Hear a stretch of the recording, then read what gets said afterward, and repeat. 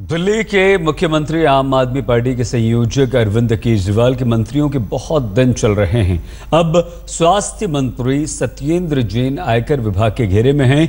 सत्येंद्र जैन पर अपनी 4 कंपनियों के लिए हवाला के जरिए करोड़ों रुपए जुटाने का आरोप है। आयकर विभाग ने सत्येंद्र जैन को सम्मन जारी कर दिया है। मैंने इन्वेस्टमेंट की थी इसमें। बारी बारी से सबकी बारी आ रही है।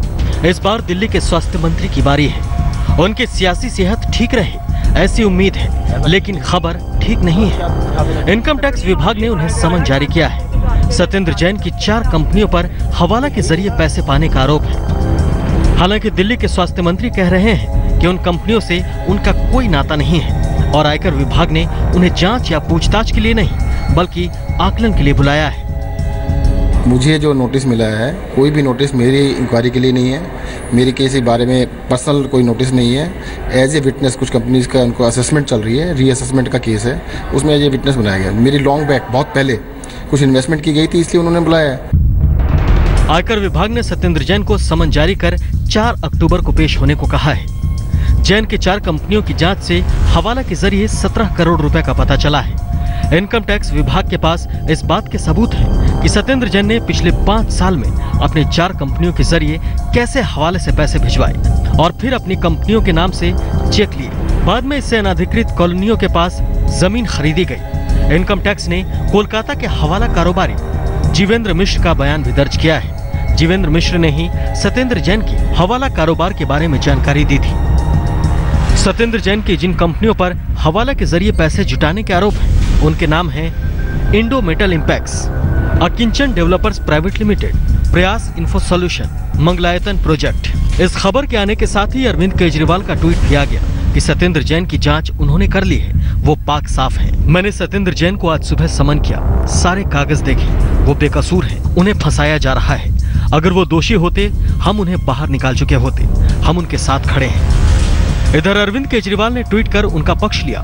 उधर सत्येंद्र जैन एक धमाके का दम भरने लगे, जो कि 2 दिन के बाद मुख्यमंत्री अरविंद केजरीवाल करने वाले हैं। शेल कंपनियां कोई नहीं है, वो तो कंपनियां एग्जिस्टिंग है अभी।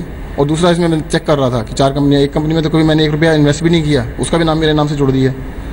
3 कंपनियों में कुछ इन्वेस्टमेंट मैंने की थी और मैं मानता हूँ इन्वेस्टमेंट की है ना। इन्वेस्टमेंट करना कोई गलत काम थोड़ा है।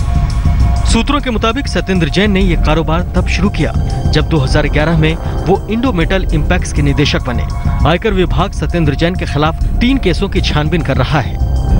उनके पिछले 5 साल के रिटर्न से हवाला के सबूत मिले हैं। सत्येंद्र जैन को इस बारे में इनकम टैक्स ने पहला नोटिस 40 दिन पहले भेजा था।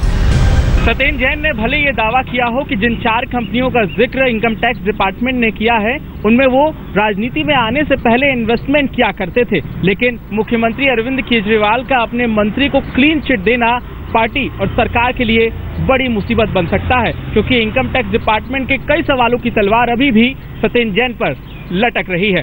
कैमरा पर्सन धर्मेंद्र के साथ पंकज जैन, दिल्ली आज तक। सत्येंद्र जैन पर पूछे गए सवाल पर भड़क उठे दिल्ली के उप मुख्यमंत्री मनीष सिसोदिया। सिसोदिया ने क्या कहा, सुनिए। सत्येंद्र जैन सारा जवाब देंगे आपको, लेकिन मेरा सिर्फ इतना इंतजार थी कि बीजेपी के प्रेस रिलीज को इनकम टैक्स का नोटिस ना बताएं। इनकम टैक्स पढ़ें, इनकम टैक्स के नोटिस को पढ़ें, उसमें जो लिखा हुआ है उस पर सवाल पूछें। सत्येंद्र जैन सारा जवाब देंगे आपको, लेकिन मेरा सिर्फ इतना इंतजार थी कि बीजेपी के प्रेस रिलीज को इनकम टैक्स का नोटिस ना बताएं। इनकम टैक्स पढ़ें, इनकम टैक्स के नोटिस को पढ़ें, उसमें जो लिखा हुआ है उस पर सवाल पूछें।